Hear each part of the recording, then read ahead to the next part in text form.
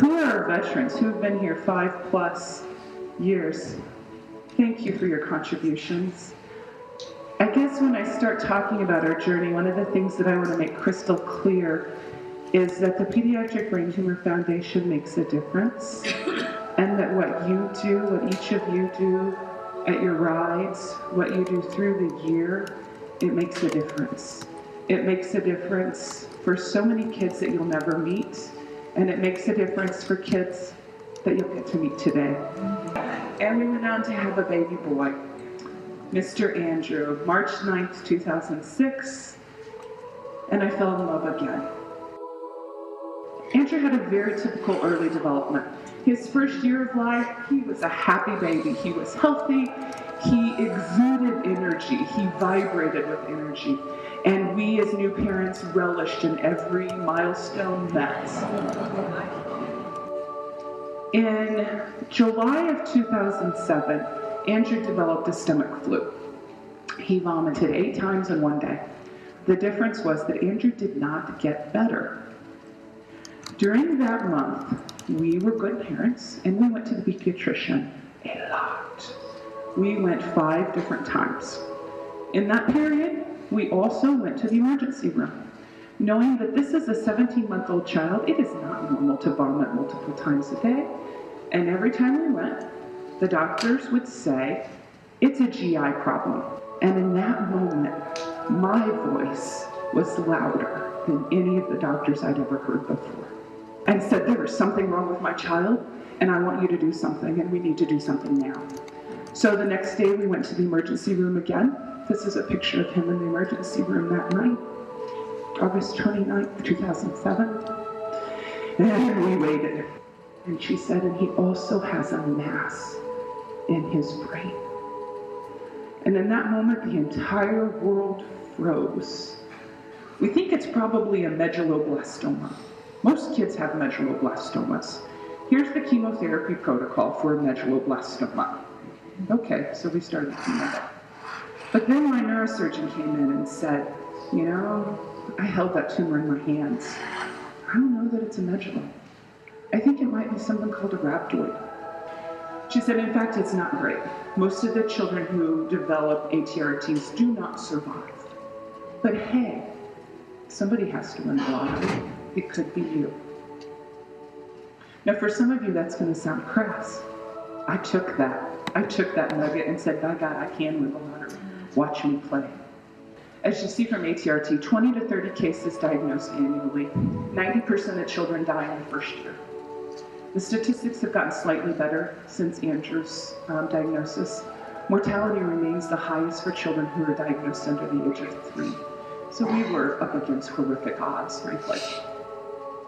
And she came in and she said, it's an ATRT. We're going to do the medulloblastoma protocol.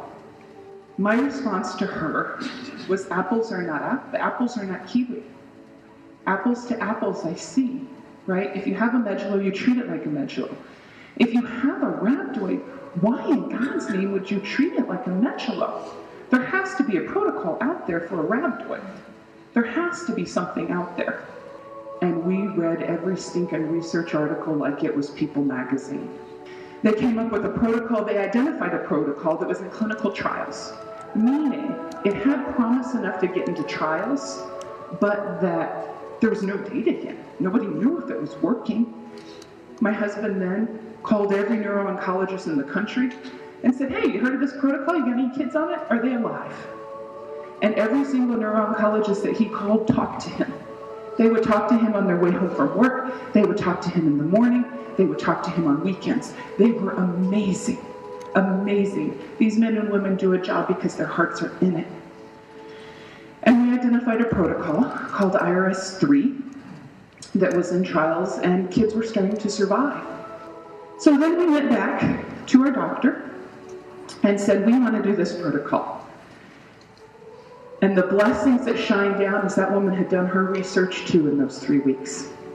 And she had the same protocol in her hand and said, this is what I have found too. This is what's being said as the latest and greatest for ATRT. But my questions stimulated her to find the answers. My questions got her passionate about my child and helped her to save his life. Andrew's chemo protocol was horrible. I'll just be frank, it was horrible. It was so stinking hard. We also moved for 6 weeks to Indiana for proton radiation. Now let's imagine I had a Nerf gun that had those little cool suction cups on the back, and I fired a Nerf gun at a glass door. It sticks, it stops on a dime. Proton radiation is a Nerf gun blaster, and it stops on a dime, and it just hits where you want it to hit. Then we discovered the Michigan Right for Kids that first summer. So I saw this sign in my cancer clinic that had a picture of a kid on a motorcycle, and then it said brain tumor, and I was like, what the heck is that? Oh my gosh, that's us. We were deeply fragile still at this point. We were still in treatment. We were extraordinarily vulnerable. And they opened their arms wide, and they brought us into their family. And there's no other way I can describe it. They brought us into their family. And they made it okay for us to be there. And you'll see him grow up as a Right for Kids star. He has grown up with you. This is part of who he is. We say all of this. Andrew's a success story, and we're eternally grateful for that. The budget for the National Cancer Institute, 4% goes to pediatric cancer. 4% of the entire budget goes for pediatric cancer research. So we need more treatments. We need treatments that work. Apples and kiwis are not the same thing. That's why some of these kids die. We need treatments that hurt less. So every 3 to 4 months, he still has scans. He still has full brain and spine MRIs, and he has kidney ultrasounds. The doctors talk about it in terms of time for us, not in terms of a cure. So we don't talk about remission in our family. We talk about time.